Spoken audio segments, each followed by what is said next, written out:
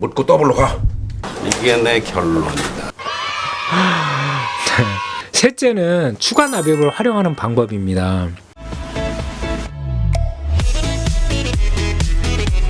원장 선생님의 얼굴은 점점 빨개지면서 표정 관리가 안 되는 것 같았습니다.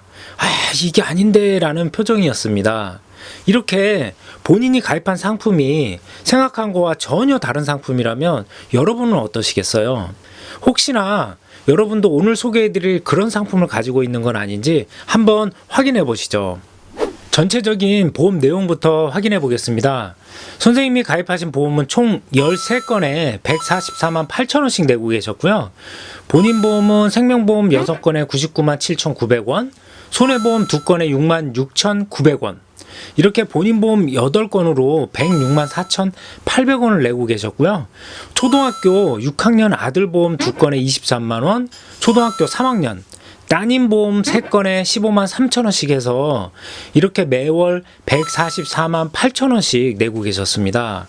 일반적인 40대 초반 여성분 보험치고는 좀 많이 내고 있는 것 같습니다. 여기서 특이한 점은 우연하게도 지난번 영상에서 한번 소개해드렸는데요. 그 택시기사님 있잖아요. 월납 보험료 140만원. 그 기사님과 보험료는 거의 비슷한데 암진단금이 2억 2천만 원이었잖아요. 그런데 여기 원장님은 똑같은 140만원을 내는데도 암진단금, 3대 진단금이 무려 10원도 없었습니다. 10원도. 어떻게 이럴 수가 있죠? 아니, 보험을 싫어하는 것도 아니고 보험료도 많이 내는데 3대 진단비가 어떻게 10원도 없을까요? 와, 이거는 좀 너무한 것 같습니다. 아니, 이렇게 이 내용을 본인도 알고 있는지 모르겠네요. 이렇게 100만 원 넘게 내는 분이라면 보통은 이제 본인 보험이 차고 넘친다고 생각하거든요. 근데 이렇게 뚜껑을 열어봤더니 이렇게 이상하게 되어 있는 경우가 많습니다. 물론 진단금을 싫어해서 일부러 안 넣었을 수도 있겠지만 한번 분석표도 보여드려 보겠습니다. 원장님 본인 보험으로만 8건 가지고 계셨고요. 생명보험 6건, 손해보험 2건, 신한, KDB, 교보, 흥국, 동양, 오렌지까지 골고루 가입하셨네요. 그리고 거기에 손해보험은 하나손해보험, 흥국화재까지 6만 6천원. 그리고 겹치는 보험사는 없네요. 말씀드린 대로 3대 진단비가 어떻게 10원도 없습니다. 보장에 빈틈도 많고요. 이게 사실 웃을 얘기는 아니긴 한데요. 어떻게 이렇게 구성이 되어 있을까요? 정말 진단비를 일부러 안 넣으셨을까요? 이 내시는 월납 보험료에 비해서 보장 내용은 보시면 아시겠지만 상당히 부실하네요. 원장 선생님과 상담하면서 하나씩 설명드리다 보니까 보시면 신한생명과 KDB 생명을 어떻게 가입하셨는지 한번 여쭤봤거든요. 어린이집 행사 나온 직원들한테 가입했다는 거였습니다. 그것도 저축 상품으로 알고 가입하셨더라고요. 보시면 연복리 2.75% 확정 복리 이율에다가 비과세, 종신보장에, 중도 인출, 연금 전환, 어린이집 추가 할인까지. 우와. 이 정도면 와, 어벤져스 금융상품 이런 거 아닌가요 이거? 다 되네요. 거기에 종신보험이라고 안 쓰고 종신플랜이라고 썼네요. 와, 수익성, 안정성, 종신보장까지 납입 면제, 중도 인출, 비과세. 와, 이런 상품만 있다면 저도 가입하겠습니다. 정말 대단한 상품입니다. 보면은 좋잖아요, 이 상품이 이렇게. 그래서 다른 선생님들한테 추천도 했고, 그렇게 해서 가입해, 좋은 거야 해서 가입도 시켰고, 그날 안 나온 선생님까지 해서 모두들 가입하게끔 하셨더라고요. 그렇게 원장 선생님이 이 상품이 좋다고 판단하시고 모두들 가입하게 해드리다 보니까 이게 저축이 아닌데요? 종신보험인데요? 라고 얘기를 들었으니 얼마나 난감하셨겠어요. 표정이 진짜 안 좋아질 만도 하겠죠. 사실 몇 년 전에 이렇게 영업하는 게 한참 유행하기도 했었죠. 사실은 이 상품 자체가 민원이 많았던 내용인 게 은행 계열이라고 써있고 종신보험이라고 안 써있고 이렇게 플랜이라고 되어 있습니다. 최저금리, 복리 2.75, 10% 체증에 중도 인출, 저축, 연금, 종신, 비과세까지. 그리고 다른 것도 보여드려 보겠습니다. 여기는 3월 가입 시 그것도 3월 가입 시 평생 최저 보증이율 2.75. 와, 괜찮네요. 그런데 여기는 그래도 유니버셜 종신 보험이라고 써놨네요. 야, 목돈 마련, 비과세, 소득공제, 연금, 보장, 연금 전환으로 노후 설계까지. 뭐 이렇게 보면 좋죠. 강제 저축이 필요하다. 그리고 유니버셜 종신 보험, 비과세, 복리 저축, 참 좋은 유니버셜 종신 플랜. 종신 보험이 아니고 종신 플랜. 사실 민원이 많았던 내용인 게 금감원에서도 이렇게 보도 자료까지 내면서 유의사항이라고 해서 이렇게 배포를 했습니다. 사망보험금이 유가족이 경제적 어려움을 해결해주는 뭐 이렇게 나와 있잖아요. 그런데 이게 저축 상품으로 둔갑을 한 거죠. 4대 핵심 유의사항이라고 저축 목적으로는 적합하지 않습니다. 그 다음에 신중한 선택이 필요합니다. 장기임으로. 그리고 연금 전환 시 연금 적립액이 적을 수 있습니다. 당연하겠죠. 연금 상품과 이 종신보험은 태생 자체가 다르니까요. 연금 적립액이 당연히 적겠죠. 종신보험이라고 특약까지 평생 보장되는 게 아니고 80세든 100세든 특약은 특약대로 만기 기간이 있는 거죠. 그리고 유의사항으로는 보시면 표까지 나와서 한 달 내는 보험료에서 이렇게 적립금이 빠지게 됩니다. 종신보험은 순수 저축 목적으로는 적합하지 않습니다라고 이렇게 나와 있고요. 상품의 약관을 한번 잠깐 보면요. 목차가 나오기 전에 주요 분쟁 사례 예시라고 이렇게 나와 있습니다. 하도 민원이 많다 보니까 아예 주의사항으로 해서 이렇게 나와 있습니다. 여기 보시면 목돈 마련을 위해 저축성 보험에 가입하려고 했는데 나중에 알고 보니까 이거는 종신보험이었던 거죠. 해지를 하려고 보니까 해지환급금은 한참 본인 생각한 것보다 못하니까 이제 민원을 제기한 거고요.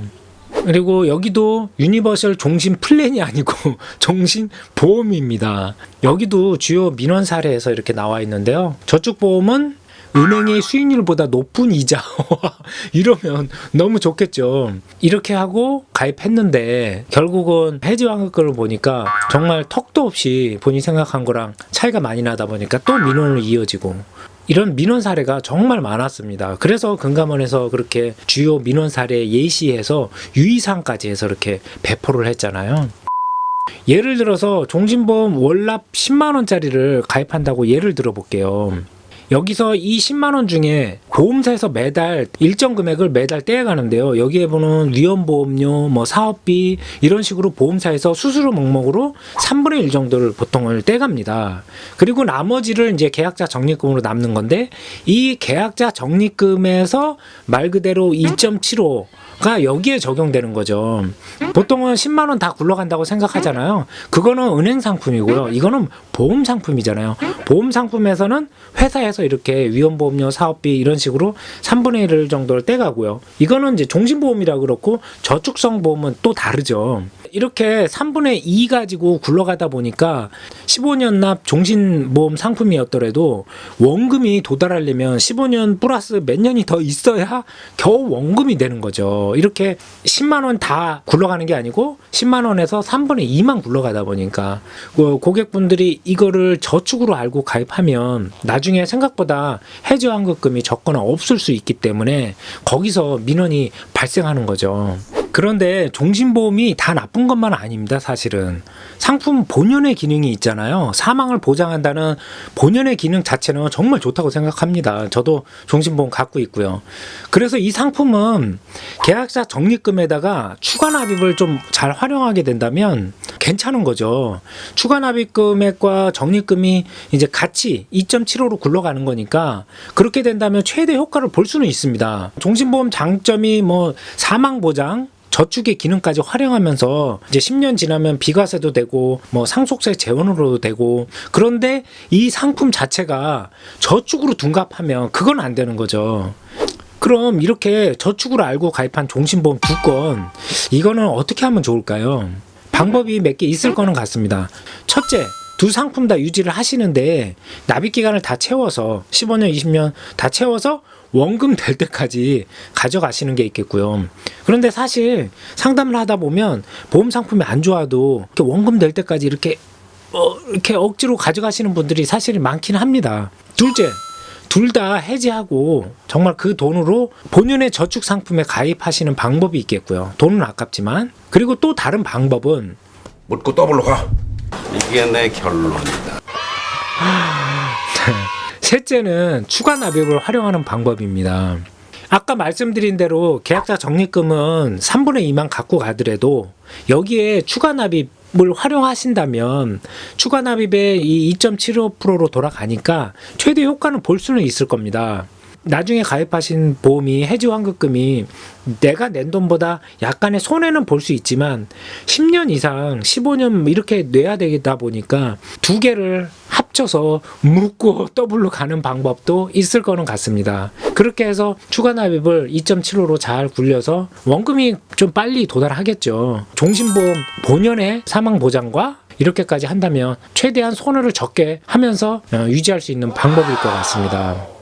이렇게 생명보험 두 건은 아쉽긴 하지만 조정할 수 있는 방법이 있고요. 여력이 된다면 추가 납입을 활용하는 방법과 이 표에서 보셨듯이 부족한 분이 많잖아요. 진단금부터 해서 기타 치료비, 수술비 이런 거 좀 보완해 드리는 방향으로 해서 상담을 진행할 예정입니다.